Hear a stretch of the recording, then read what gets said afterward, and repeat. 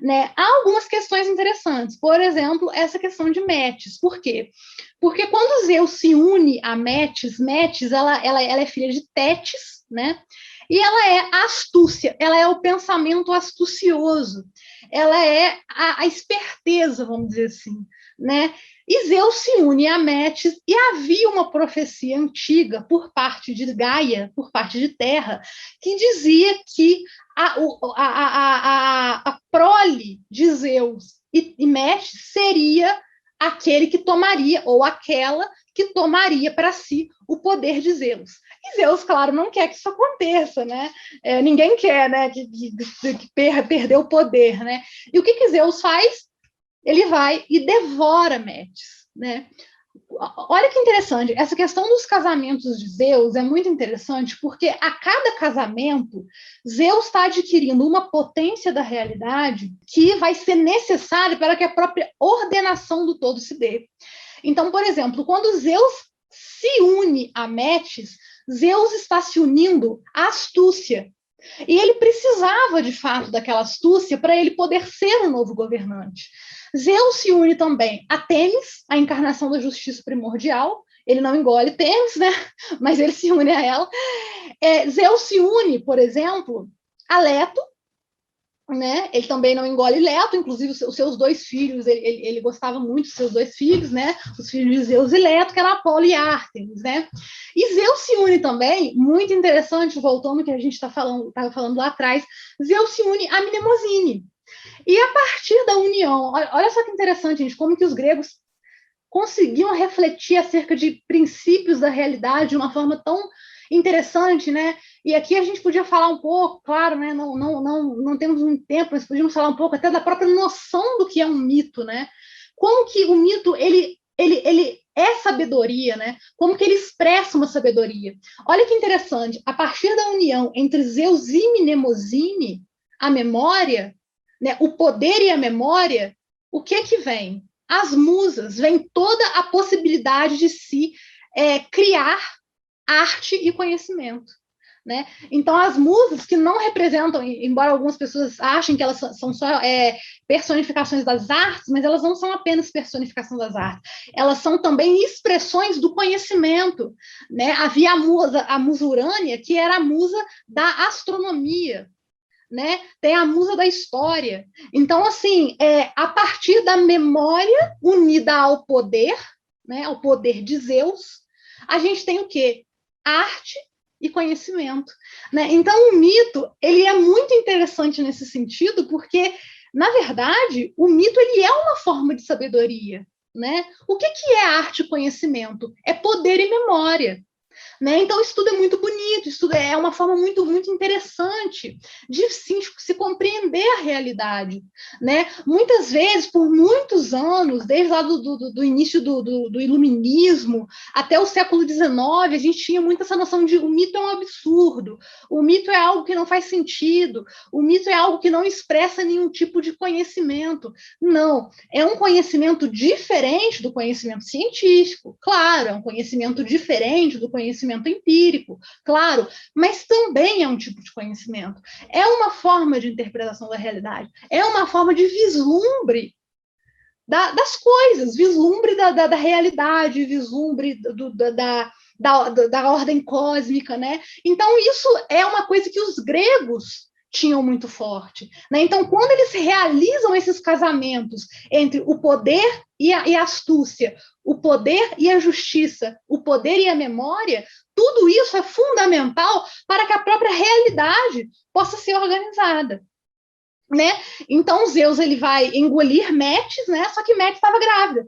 Metis estava grávida de uma deusa, né? Que a gente conhece e gosta muito, né? Eu, particularmente, tenho uma afinidade muito grande com essa deusa, que é a deusa Palas Atena.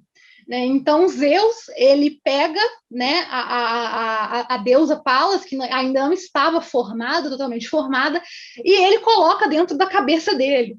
Né? E esse é um mito bem interessante, né? Porque quando chega o momento de Palas nascer, ele pede a Hefesto para dar uma machadada na cabeça dele. E Hefesto dá efetivamente uma machadada na cabeça dele, e da cabeça dele surge a deusa Palas. Isso é uma passagem muito bonita, inclusive, no hino, né? No hino homérico. E Palas surge, ela já surge vestindo a égide, portando a égide, né? Porque a gente conhece Palas é a porta-égide, né? Ela já surge portando a égide, e é um momento muito glorioso, assim, né? Porque ela é uma deusa gloriosa. Palas é uma deusa muito querida, né? Pelos gregos. Ela é a padroeira de Atenas, da cidade de Atenas, né? Então, assim, é um momento muito sublime, muito bonito da história da mitologia grega, né? Esse surgimento de Palas a partir da cabeça de Zeus, né? E Zeus vai ter esses outros casamentos, conforme eu falei, o casamento com Temis. Temis é uma titânide muito importante também, né, na ordem cósmica, é ela que vai oferecer a Temis. Os gregos entendiam essa palavra Temis, ela tinha um sentido de aquilo que era correto ser estabelecido e aquilo que devia ser seguido num sentido de costume, num sentido de praxis. Ou seja, qual é a Temis de certa situação, qual é a praxis de certa situação, né? Então, Temis vai ter muito esse sentido de uma justiça primordial, uma justiça cósmica, né? E Zeus vai ter outros casamentos também. A cônjuge dele é Hera, eu acho que todo mundo sabe, que é a pobre da Hera, que é traída com todo mundo, coitada, né? Mas ele vai ter outros casamentos, por exemplo, com Leto, né? Na verdade, não é um casamento, é uma relação sexual, e de Leto vão surgir dois deuses também muito amados, muito queridos, né? Que muito importantes, muito fortes, muito poderosos, que é Apolo, né? O Febo Apolo, e Ártemis, né? Ártemis, a caçadora, a deusa da caça, a deusa do selvagem, e Apolo, que também, né, além de outras coisas, que a gente vai fazer um outro vídeo, né, Daniel, para falar sobre isso, né? Apolo é também o deus da música, o deus da poesia, né? E o deus do conhecimento. Olha que interessante. E o Musa Geter, né? Musa Geter aqui no sentido de condutor das musas, é Apolo que organiza a dança das musas no Olimpo, né? E a partir dessa organização, né? Agora voltando lá no começo do que a gente estava falando, né? É a partir dessa organização do movimento das musas, né? Que vai surgir todo o conhecimento, toda a beleza, toda a verdade, toda a arte, né? Toda a música, toda a poesia, toda a expressão artística. É a partir daí, né, a condução de Apolo das musas filhas de Zeus da memória, né? Então a mitologia grega é linda, né, gente? São formas de se compreender, né, a realidade muito interessantes, né? Que muitas vezes podem parecer absurdo, podem parecer que é uma coisa, só uma historinha, né? Mas há um sentido por detrás, né? Um sentido muito, muito profundo, né? Porque você vai no âmago, de fato, da própria realidade como ela se mostra ao ser humano, né? Das expressões da realidade que vão que vão aparecer ao ser humano, como a realidade aparece aos olhos humanos, né? E os gregos vão elaborar isso com seus mitos, né? Com suas histórias. Eu só queria adicionar algumas coisas, né? Claro, claro. Voltando lá no começo, a questão da natureza de Zeus. Acho que eu vou adicionar que ele não é um deus que vence apenas pela própria força, né? Não inicialmente. Ele depende muito do poder dos laços, né? Que fala isso. Isso. Do poder dos laços e da astúcia, né? Da Metis ou a Tétis, que o acompanham. E uma das maiores